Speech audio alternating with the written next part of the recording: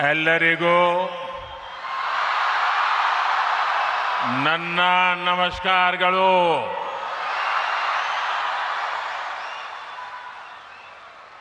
रामकृष्ण मठ और रामकृष्ण मिशन बेलूर मठ के अध्यक्ष परम पूज्य स्वामी गौतमानंद जी महाराज, श्री रामकृष्ण आश्रम मैसूरू के अध्यक्ष पूज्य स्वामी मुक्तिदानंद जी, रामकृष्ण मठ और रामकृष्ण मिशन के ट्रस्टी पूज्य स्वामी यादवेंद्रानंद जी, राज्यपाल श्री थावरचंद गहलोत जी, मुख्यमंत्री श्री डी.के. शिवकुमार जी, सांसद यदुवीर कृष्णदत्त चामराज वाडियार जी, विधायक विजेंद्र येदियुरप्पा जी, के हरीश गौड़ा जी, अन्य महानुभाव, पूज्य संतगण और भाइयों और बहनों, सर्वप्रथम मैं मैसूरू की अधिष्ठात्री देवी मां चामुंडेश्वरी को प्रणाम करता हूं। अभी 2 दिन पहले ही हम सभी ने गुरु पूर्णिमा भी मनाई है। आप सब जानते हैं, मेरी यात्रा जहां से शुरू हुई और आज मैं जहां हूं, इसमें रामकृष्ण मिशन का बहुत अहम योगदान है। मैं 3 महीने पहले हावड़ा में बेलूर मठ गया था। सभी पूज्य संतों से सत्संग करने का अवसर मिला था।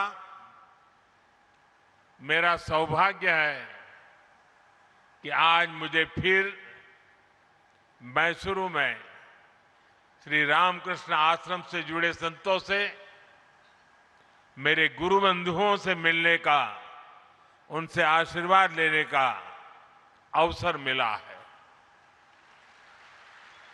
आप सभी की उपस्थिति की वजह से आज मैसूरू की इस पवित्र भूमि पर मुझे एक अलग ही ऊर्जा अनुभव हो रही है। मैं आप सभी संतों के चरणों में सादर प्रणाम करता हूं। साथियों, मैसूरू भारत की अनादि सांस्कृतिक चेतना का केंद्र रहा है। यहां के मंदिर, यहां की परंपराएं और उत्सव, मैसूरू का दशहरा, यहां के भव्य महल, इसका संगीत और साहित्य, भारत की विरासत इस शहर के कण कण में रची बसी है। और ये देखकर बहुत संतोष मिलता है कि इस शहर ने इस विरासत को उसी कुशलता से सहेजा भी है, संवारा भी है। श्री रामकृष्ण आश्रम और स्वामी विवेकानंद जी की स्मृतियां भी मैसूरू की विरासत का ही एक समृद्ध हिस्सा है। कुछ देर पहले मैं उस ऐतिहासिक भवन में भी गया था जहां स्वामी विवेकानंद जी ने अपने प्रवास के दौरान कुछ समय बिताया था। कर्नाटका के कितने ही विद्वान और मनीषी इस स्थान से जुड़े रहे हैं। राष्ट्र कवि कुवेंपु जैसे महापुरुष जब मैसूर में थे, उनका भी रामकृष्ण आश्रम से गहरा जुड़ाव था। आज Swami Vivekananda cultural youth centre यानी विवेक का स्मारका के उद्घाटन के जरिए हम इस मिशन को नया विस्तार दे रहे हैं। इसके लिए मैं श्री रामकृष्ण आश्रम और इसके जुड़े सभी विद्वानों को हार्दिक बधाई देता हूं। साथियों, व्यक्ति से विभूति का निर्माण एकाएक नहीं होता। इसके लिए हमें जीवन की अनगिनत परीक्षाएं देनी होती है, साधना करनी होती है, तप करना होता है, खुद को तपाना पड़ता है, खपाना पड़ता है। ख्याति के बाद तो संसार पीछे खड़ा होता है, लेकिन तप के समय महान विभूतियों को पहचानना आसान नहीं होता। जो साधक को तपस्या में पहचानता है, वो उसकी सिद्धि का सहभागी भी होता है। इसलिए भाइयों बहनों, स्वामी विवेकानंद जी के जीवन में मैसूरू का इतना अहम योगदान था। करीब 130 वर्ष पहले स्वामी जी एक युवा सन्यासी के रूप में भ्रमण करते हुए मैसूरू आए थे। तब उनकी प्रसिद्धि वैसी नहीं थी, लेकिन विचार उतने ही ऊंचे थे। उस समय उन्हें जिन लोगों ने पहचाना, जो उनके साथ जुड़े, उनमें से एक प्रमुख नाम मैसूरू के तत्कालीन महाराजा के भी था। जब स्वामी विवेकानंद जी अमेरिका में थे, तो उन्होंने वहां से मैसूरू के तत्कालीन महाराजा को एक पत्र लिखा था। उसमें उन्होंने स्वयं महाराजा के सहयोग का उल्लेख किया था। साथियों, स्वामी विवेकानंद जी ने भारतीय चेतना को आत्मसात किया था। उन्होंने शास्त्रों को आत्मसात किया था, जो कहते हैं परम परोपकारार्थ यो जीवति स जीवति, अर्थात वास्तव में वही जीता है जो दूसरों के लिए जीता है। इसी मंत्र पर चलते हुए मैसूरू के इस श्री रामकृष्ण आश्रम ने पिछले वर्ष अपने 100 साल पूरे किए हैं। शिक्षा और स्वास्थ्य से जुड़ी सेवाएं हो या प्राकृतिक आपदा में राहत कार्य, श्री रामकृष्ण आश्रम ने स्वामी विवेकानंद जी की विरासत को जीवंत रखा है। मुझे विश्वास है विवेक का स्मारका साधकों और श्रद्धालुओं के लिए आत्मिक उत्थान का एक तीर्थ बनेगा। स्वामी विवेकानंद जी की प्रेरणा थी शिव ज्ञाने जीव सेवा, यानी जीव की सेवा ही शिव की सेवा है। हमें इस विवेक का स्मारक में इसलिए ऐसे युवाओं को गढ़ना है जिनके लिए समाज और राष्ट्र के हित, गरीब वंचित के दुख अपने सुख दुख से ऊपर हो, जिन युवाओं के लिए राष्ट्र प्रथम ही सर्वोपरि मंत्र हो, मां भारती की सेवा ही जिनका जीवन लक्ष्य हो। साथियों, स्वामी विवेकानंद जी युवाओं की शिक्षा को राष्ट्र निर्माण का मजबूत आधार मानते थे। उन्होंने स्वयं ये देखा था कि कैसे दुनिया के देश अपने युवाओं को शिक्षित बना रहे हैं। लेकिन दुर्भाग्य से तब भारत गुलाम था। भारत के युवा भी गुलामी की जंजीरों में जकड़े हुए थे। उस दौर से लेकर अब तक भारत के युवा ने एक लंबी यात्रा तय की है। भारत का जो युवा कभी जंजीरों में था, आज वो युवा दुनिया के विकास को गति दे रहा है। आज भारत की अर्थव्यवस्था सबसे तेजी से आगे बढ़ रही है। किसकी वजह से? भारत के युवाओं के सामर्थ्य से। आज भारत में दुनिया की तीसरा सबसे बड़ा स्टार्टअप इकोसिस्टम है। किसकी वजह से? भारत के युवाओं के सामर्थ्य से। आज भारत दुनिया का दूसरा सबसे बड़ा मोबाइल फोन निर्माता बन चुका है। किसकी वजह से? भारत के युवाओं के सामर्थ्य से। आज भारत से बने डिजिटल सॉल्यूशंस दुनिया के अनेक देशों के लिए प्रेरणा बन रहे हैं। किसकी वजह से? भारत के युवाओं के सामर्थ्य से। आज भारत सेमीकंडक्टर मैन्युफैक्चरिंग की नई यात्रा पर तेजी से आगे बढ़ रहा है। किसकी वजह से? भारत के युवा के सामर्थ्य से। आज Bharat AI, deep tech, space, technology और इनोवेशन के नए अध्याय लिख रहा है। किसकी वजह से? भारत के युवाओं के सामर्थ्य से। अभी कुछ दिन पहले ही हमने देखा है, भारत के युवाओं ने अंतरिक्ष में कमाल कर दिया है। पहली बार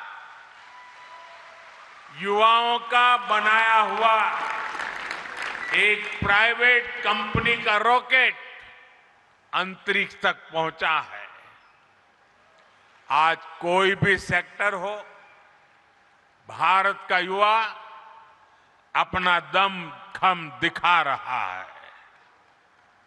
हम सभी अपने आसपास देख रहे हैं, आज छोटे से छोटे व्यवसाय में लगा युवा भारत की डिजिटल इकोनॉमी को आगे बढ़ा रहा है। वो मुद्रा लोन के जरिए नई शुरुआत कर रहा है। वो देश की स्टार्टअप रिवॉल्यूशन को लीड कर रहा है।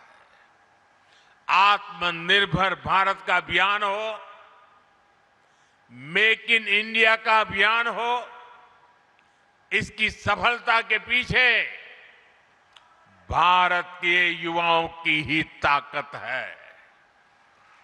साथियों, किसी भी देश में युवाओं का सामर्थ्य तभी उस राष्ट्र की शक्ति बनता है जब उसे सही अवसर मिले, जब उसे सही दिशा मिले और जब उसे अपनी ही धरती पर बड़े सपने देखने, उन्हें पूरा करने का भरोसा मिले। और इसमें बहुत बड़ी भूमिका हमारे शिक्षा संस्थानों की होती है। मुझे खुशी है कि आज भारत में शिक्षण संस्थाओं की संख्या लगातार बढ़ रही है। पिछले 12 वर्षों में 650 से ज्यादा नई यूनिवर्सिटीज बनी है। पिछले 12 वर्षों में करीब 14,000 नए कॉलेज बने हैं।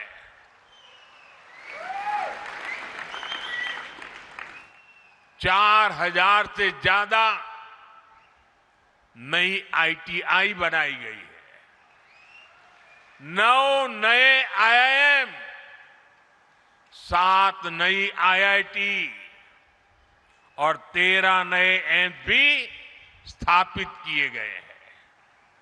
आज देश में MBBS की सीटें करीब 1,40,000 हो चुकी है। मेडिकल कॉलेजों की संख्या बढ़कर 823 हो गई है।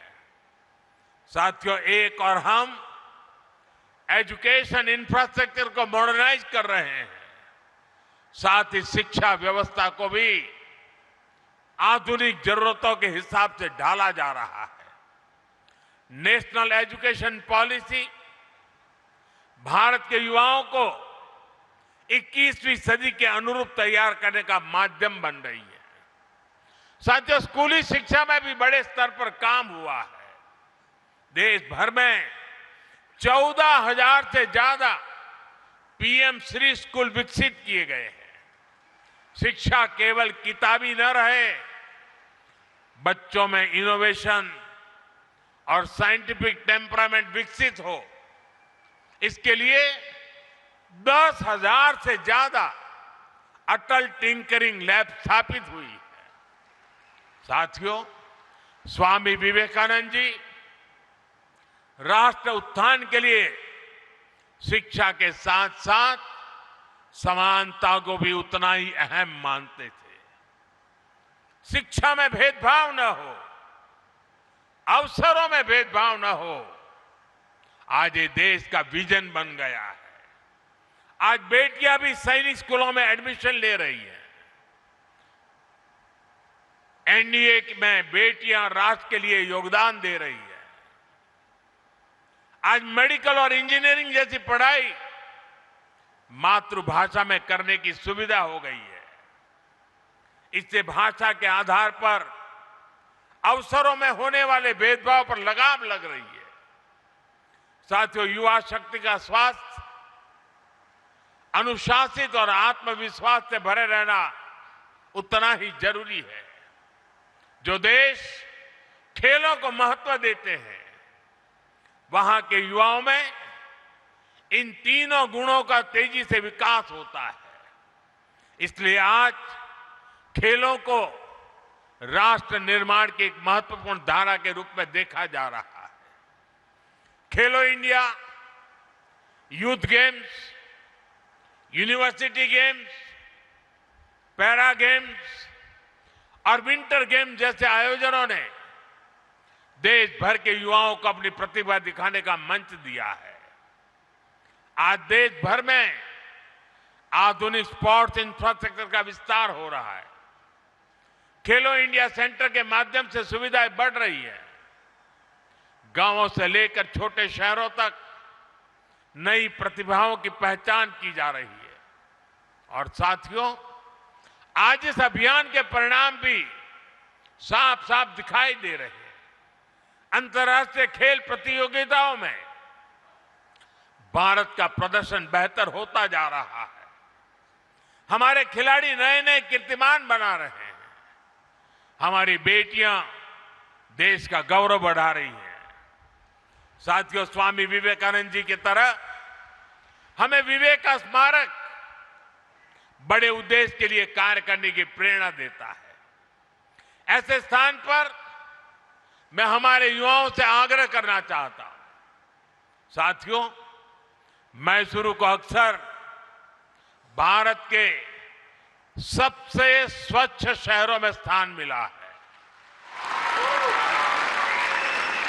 मैं इसके लिए यहां के लोगों को हृदय से बधाई देता हूं। क्या इस अवसर पर हम ये संकल्प ले सकते हैं कि भविष्य में स्वच्छता के संकल्प को निरंतर मजबूत करते रहेंगे? हमें यहां की प्राकृतिक संपदाओं को संरक्षित करना चाहिए। हमें पर्यावरण से जुड़े संकल्प लेने चाहिए। हमें पानी की हर बूंद बचाने के लिए मिशन मोड में काम करना होगा। साथियों, आज ही यहां वाल्मीकि रामायण के कन्नड़ा अनुवाद का विमोचन भी हुआ है। मैं कन्नड़ा भाषा से जुड़ी एक अपील भी करना चाहता हूं। कर्नाटका महान लेखक और कवियों की धरती है। कन्नड़ा भाषा, कन्नड़ा भाषी लोग हमेशा से पढ़ने की संस्कृति के लिए जाने जाते हैं। स्मार्टफोन के इस युग में इस स्वभाव को और बढ़ावा मिलना चाहिए। क्या हम युवा पीढ़ी को कन्नड़ा साहित्य से गहराई से जुड़ने के लिए प्रेरित कर सकते हैं? साथियों, मैसूरू अपने सिल्क, चंदन और हस्तशिल्प के लिए प्रसिद्ध है। जब भी हम किसी को उपहार दें तो क्या हम ये सुनिश्चित कर सकते हैं कि वो किसी भारतीय के हाथों और पसीने से बनी चीज हो? इससे हमारी संस्कृति को बढ़ावा मिलेगा, साथ ही एक और परिवार को आर्थिक सहायता भी मिलेगी। साथियों, स्वामी विवेकानंद जी ने जिस तरह के भारत का सपना देखा था, उसे पूरा करने का दायित्व आज की पीढ़ी पर है। मुझे विश्वास है विवेका स्मारक इसके लिए एक ऊर्जा स्रोत का काम करेगा।